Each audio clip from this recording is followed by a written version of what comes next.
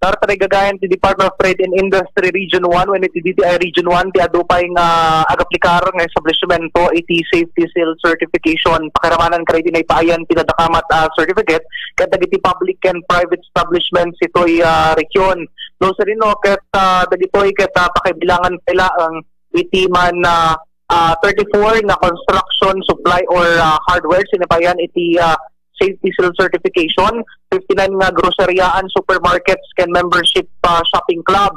Dito region, pinaipayan, itinadakamat ng certificate, kan inam nga logistics services, asa nga pulukot siyang nga service and repair shops, kan pito nga barber shops, kan salons, kan 22 nga convenience stores, nga dagito iket naprubaran no sa dino 147 na itinaprubaran ken 213 met dagito nagapaplikar ken ada iti o patapulo iti agtantaneed nga dagito ket mabisita when may inspection lakit di nalpason dayto may siangkat nga validation with the safety seal certification ket may sa voluntary certification scheme amang patalged kargito nga establishmento sumursurot iti minimum public health standards ken nagaramat iti contact tracing strategy when application nagbinuligan dayto programa ti DTI DOLE DOT DOH ken LGUs particular economic and business development office kagitan ti panagdukat iti ekonomiya at pandemya.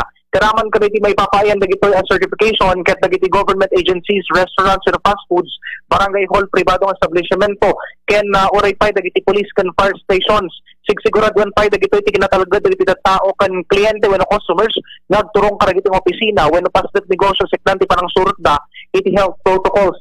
DTI matimang ipapay tinadakamat na sertifikasyon. Sakbay ti pan nakay-award iti safety seal certification ket may saysayang kat inspeksyon karito nga establishmento when opisina. Kinapudno na ket cooperative mat dagiti kadwa nga establishmento. Magnamnamat dagitoy nga opisina ama na yun ang tupay ti bilang dagitoy nga establishmento nang naruna ta adumat ni tatta dagiti establishmento nga agapaplikar iti pala ang nadakamat nga sertifikasyon. Bombo John Martin para sa Pambansang Radyo ng Pilipinas, consistent number 1 sa La Union. Basta Radyo, Bombo!